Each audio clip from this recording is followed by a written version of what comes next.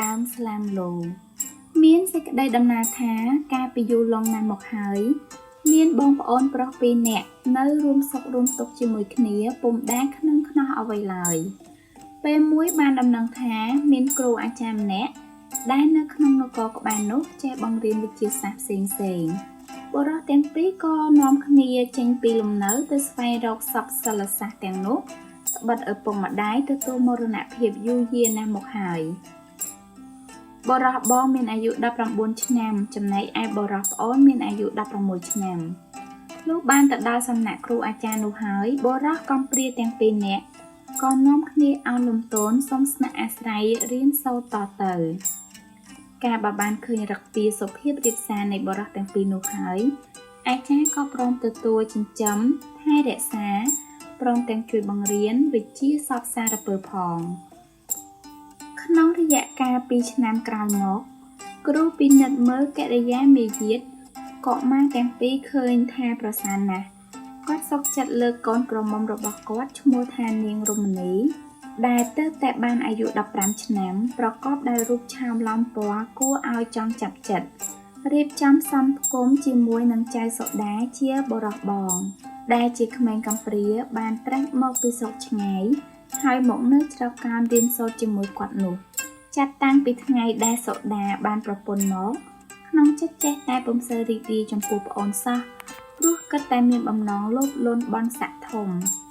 វាគិតថានៅថ្ងៃណាមួយវានឹងបានសម្រេចផលវិជ្ជានឹងបានមន្ត្រីកិត្តិយសមួយហើយវានឹងបានជាទីគាប់ព្រះハរតីព្រះរាជាមិនខានរាល់ថ្ងៃពេលដែលផុតរវល់ពីការងារហើយគេតែងតែដើរទៅជិតប្រពន្ធហើយនិយាយដែលពាក្យទន់ភ្លន់និងរីករាយឯចៅសុថាជាប្អូនពុំសូវសប្បាយចិត្តទេព្រោះឃើញកិរិយារបស់បងពុំសូវរាក់ទាក់នឹងខ្លួនសោះចេះតែនឹកឆ្ងល់ក្នុងចិត្ត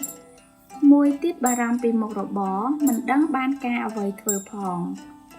ព្រួយនោះហៅថាមហាព្រួយងាកទៅបងក៏គេមិនស្ដីនិយាយរកងាកទៅមុខរបរក៏គ្មានតើអាត្មាអញនឹងងាកទៅខាងណាបើចង្អៀតចិត្តយ៉ាងខ្លាំងម្ល៉េះគិតសັບគ្រប់ទៅសុថាឃើញផ្លូវមួយគឺត្រូវគេចខ្លួនចេញពីលំនៅដល់ចង្អៀតនេះព្រឹកមួយសុថារៀបចំអីវ៉ាអីវ៉ានហើយក៏ដើរចេញពីផ្ទះនោះដោយអត់ឲ្យនរណាដឹងឡើយបានត្រាច់ទៅដល់មាត់ស្ទឹងមួយហើយអង្គុយយំយ៉ាកកំសត់នៅក្រោមដើមជ្រៃធំមួយដើមដោយនឹកអស់សង្ឃឹមមិនដឹងជានឹងទៅពឹងពាក់នរណាពេលយប់មកដល់សុថាក៏ស្រស់ស្រូបអាហារបន្តិចបន្តួចហើយទម្រែកលក់នៅក្រោមដើមជ្រៃនោះទៅក្នុងពេលដែលសុថាលក់មួយភាំងទៅស្រាប់តែឃើញបុរសម្នាក់យ៉ាងធំសម្បើមឈរច្រងាងដៃម្ខាងកាន់ដំបងយ៉ាងធំមួយហើយស្រែកមករកកុមារថាណែអានេះមកពីណាបានជាចូលមកកន្លែងអញដោយគ្មានអុជទៀនធូបអ្វីបូជាអញសោះព្រោះនរណាក៏ដោយឲ្យតែមកដល់ទីនេះត្រូវតែគោរពបូជាអញសុថាញាប់ញ័រក្នុងខ្លួនពន់ពេកណាស់ហើយក៏និយាយតបទៅនឹងលោកតាដោយលន់តួថាអោលោកតាអើយសូមលោកមេត្តាអត់ទោសឲ្យខ្ញុំផងចុះព្រោះខ្ញុំកាត់ទុកខ្លាំងណាស់ប្រសិនបើលោកម្ចាស់ជ្រាបរឿងនេះផងនោះមុខជានឹងអាណិតហើយជួយខ្ញុំមិនខានអ្នកតានោះតបវិញថាទេអញមិនត្រូវការអាណិតឯងទេអញដឹងតែអ្នកណាមកចូលកន្លែងអញហើយមិនបន់ស្រន់បូជាអញត្រូវបំផ្លាញអ្នកនោះឯងគ្មានត្រាប្រណីឡើយថាហើយអ្នកតាកំណាចលើកដំបងចង្អុលទៅសុថាមាត់សែកមុនគេថាមិនយូរប៉ុន្មានកំឡោះក៏คล้ายខ្លួនទៅជាថ្មមួយដុំសស្អាតស្ថិតនៅត្រង់ទីដែលឈរនោះឯងឯអ្នកតាចង្រៃក៏អណ្ដោរធានបាត់ទៅនៅក្នុងពេលនោះដែរនិយាយពីនេះសូដាជាបងការដែលបានដឹងថាប្អូនរត់ចេញពីផ្ទះទៅបាត់ហើយក៏នឹកដល់ប្អូនជាពន់ពេកនឹកដល់គ្រាកំសត់កំរជាមួយគ្នាតាំងពីឪពុកស្លាប់ចោលរហូតដល់ខ្លួនមកបានប្រពន្ធនេះគិតសពគ្រប់ទៅនាងសូដាក៏លាប្រពន្ធនឹងឪពុកក្មេកដើម្បីធ្វើដំណើរទៅតាមរកប្អូនគាត់ខំដើររកគ្រប់ច្រកល្ហកព្រៃភ្នំក្រំថ្មនិងភូមិឋាននានាតែមិនឃើញសោះសួរគេសួរឯងក៏មិនលេចឮដំណឹងលុះដើរទៅដល់កន្លែងមាត់ស្ទឹងដែលមានដើមជ្រៃសាខាត្រឈឹងត្រឈៃដុះប្រប់នោះ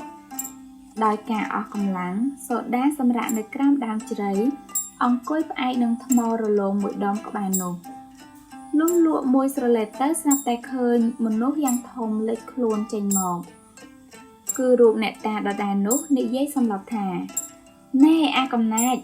អាមកពីណាចូលទីនេះគ្មានគួរសមនឹងអញសោះលើដូច្នេះសូដាភ័យញ័រអស់ខ្លួនប្រាណហើយអង្វរលំទួថាសូមលោកតាមេត្តាជួយខ្ញុំផងខ្ញុំបានជ្រុលជាចូលមកទីនេះទៅហើយខ្ញុំសូមស្នាក់នៅក្នុងទីនេះមួយយប់សិនចុះព្រោះខ្ញុំធ្វើដំណើរពីស្រុកឆ្ងាយដើម្បីស្វែងរកប្អូនតែមិនឃើញសោះបើលោកម្ចាស់បានប្រទះនឹងប្អូនសូមទានមេត្តាប្រាប់ផងអ្នកតាកំណាចបើកភ្នែកធំហើយស្រែកគំរាមតមកទៀតថាទេអញគ្មានឃើញប្អូនអាណាទេអញត្រូវផ្ដំទៀតទោសអាឯងនៅក្នុងពេលនេះបើអាឯងចង់ជួបអាប្អូនឯងអញឲ្យជួបបានគឺដុំថ្មដែលអាឯងឈរក្បែរនេះហើយដែលជាប្អូនអាឯងថាតែប៉ុណ្ណេះអ្នកតាកំណាចលើកដំបងចង្អុលមកនាយសូដាព្រមទាំងសែកមុនគាថាផ្លុំជាខ្យល់យ៉ាងខ្លាំងមួយរំពេចនោះរូបសូដាប្រែคล้ายទៅជាដើមស្លាមួយដើមដោះប្រប់ដុំថ្មនោះឯអ្នកតាអន្តរធានបាត់នៅក្នុងពេលនោះដែរចំណែកនាងរមណីជាភរិយាក្រោយដែលបាត់ប្តីយូរមិនឃើញត្រឡប់មកវិញក៏ដាច់ចិត្តលាឪពុកទៅតាមរកប្តីដោយហេតុតែរលឹកប្តីខ្លាំងពេកទ្រាំពុំសោះនាងក៏ដាច់ចិត្តហ៊ានដើរកាត់ព្រៃកាត់វាលតែម្នាក់ឯងមានតែសត្វសាហាវយងខ្នងជាគ្នាប៉ុណ្ណោះនាងដើរបានទៅដល់មាត់ស្ទឹងមានដើមជ្រៃធំដល់ជាទីលំនៅឋានរបស់អ្នកតាកំណាចដដែលនោះបានឃើញដើមជ្រៃធំមានមេឃសាខាហើយក្បែរដើមជ្រៃនោះនាងបានឃើញដុំថ្មមួយដុំសរលោងនិងដើមស្លែមួយដើមធាងមានផ្លែធ្លាក់សយ៉ានៅក្បែរដុំថ្មនោះដោយនាងអស់កម្លាំងខ្លាំងណាស់ផងនាងក៏អង្គុយផ្អែកទម្រេតខ្លួននឹងគល់ស្លានោះលក់មួយសន្ទុះអ្នកតាកំណាចដដែលបានសម្លាប់នាងដោយពាក្យផ្សេងដោយការសម្លាប់សុថានិងសូដាដែរទោះនាងខំអង្វរកយ៉ាងណាក៏អ្នកតាចង្រៃនោះមិនព្រមចេះតែស្រែកខ្លាំងថាអញត្រូវតែបំផ្លាញជីវិតនាងឯងនៅក្នុងពេលនេះនាងមិនព្រមឈប់អង្វរទេនៅតែទទូចថាសូមលោកតាកុំអាបំផ្លាញជីវិតនាងខ្ញុំបើមុននឹងខ្ញុំស្លាប់សូមឲ្យខ្ញុំបានជួបនឹងប្អូនថ្លៃព្រមទាំងប្តីខ្ញុំសិនអ្នកតាកំណាចសើចចំអកខ្លាំងឯនាងរមណីភ័យញ័រកាន់តែខ្លាំងឡើងឃើញដូច្នេះអ្នកតាក៏ចូលមកជិតហើយស្រែកផ្ទរដីជាសម្រែកថាបើនាងឯងចង់ជួបនឹងប្អូនថ្លៃព្រមទាំងប្តីនាងឯងមិនអីទេអញឲ្យជួបបានហើយនាងឯងធ្លាប់ណែបនឹកនឹងប្តីយ៉ាងណាអញនឹងឲ្យណែបនឹកយ៉ាងនោះទៀតដើមស្លាដែលនាងអង្គុយផ្អែកនេះហើយជាប្តីនាងឯដុំថ្មសស្អាតមួយដុំនោះឯងជាប្អូនថ្លៃនាងឥឡូវនាងឯងទៅនៅជាមួយគ្នាចុះថាតែប៉ុណ្ណេះអ្នកតាលើកដំបងចង្អុលដូចមុនទៀតរូបនាងរមណីក៏คล้ายទៅជាដើមម្លូដោះលាស់ខ្ចីវាឡើងតោងដានស្លាមួយរំពេចអ្នកតាក៏អន្តរធានទៅនៅក្នុងពេលនោះដែរក្នុងការចំណែកតមកមានព្រះរាជាមួយអង្គបានកេណ្ឌរែពលទៅប្រព្រឹត្តព្រៃបានប្រទះនឹងដើមជ្រៃព្រមទាំងដុំថ្មសស្អាតនិងដើមស្លាម្លូដោះប្រពាក់ប្រព័ន្ធគ្នាដែលជាហេតុឲ្យព្រះអង្គនឹកផ្លែកក្នុងរតីពុនពេកក៏សួររកអ្នកណាដឹងរឿងរ៉ាវវត្ថុទាំង3នេះមិនយូរប៉ុន្មានមានអ្នកដឹងរឿងរ៉ាវនេះគឺពួកអ្នកស្រុកជិតខាងនេះដែលគេបានឃើញហេតុការណ៍ច្បាស់បានមកក្រាបទូលព្រះរាជាតាមដំណើរសពគ្រប់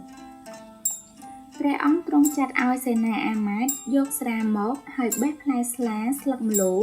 ទៅដាក់លើដុំថ្មនោះរួចចាក់ស្រាស្រោចពីលើវត្ថុទាំង3ក្នុងគ្រានោះវត្ថុទាំង3ក៏រលាយคล้ายទៅជាទឹកពណ៌ក្រហមដូចជាឈាមហូរធ្លាក់ចុះពីលើផ្ទៃធរណីព្រះរាជាទ្រង់តតនៅឧបទ្ទវហេតុនេះហើយទ្រង់ក៏ឆ្វេងយល់ថាអ្នកទាំង3នេះពីជាតិមុនស្រឡាញ់គ្នាណាស់បានជាជាតិនេះនៅរួមធាតុរួមរសជាតិជាមួយគ្នាទៀតយ៉ាងនេះដោយព្រះអង្គទ្រង់ទុកអនុស្សាវរីយ៍យ៉ាងប្លែកនេះឲ្យថិតថេរបានយូរអង្វែងទៅទ្រង់ក៏បញ្ញត្តិច្បាប់ឲ្យពួកអ្នកស្រុកយកវត្ថុទាំង3នេះ គឺម្លូស្លានិងស្រាសម្រាប់ធ្វើជាជ័យមង្គលក្នុងពេលបង្កក់កូនខ្ចីដែលទើបនឹងកើតក្នុងពេលរៀបអាពាហ៍ពិពាហ៍និងក្នុងឱកាសបុណ្យខ្មោចមានអ្នកស្រុកខ្លះក៏យកដុំថ្មនោះដុតធ្វើជាកំបោរហើយទទួលទានជាមួយនឹងម្លូស្លារហូតរៀងមកសប្តាហ៍ថ្ងៃឯដើមស្លាក៏តែងតែបានជាការនិយមរបស់ដើមម្លូគឺថាម្លូចូលចិត្តវាឡើងដើមស្លាជាងអ្វីៗទាំងអស់នេះក៏ដោយសារតែអ្នកទាំងពីរជាប្តីប្រពន្ធស្មោះស្ម័គ្រនឹងគ្នានៅក្នុងរឿងព្រេងនេះឯង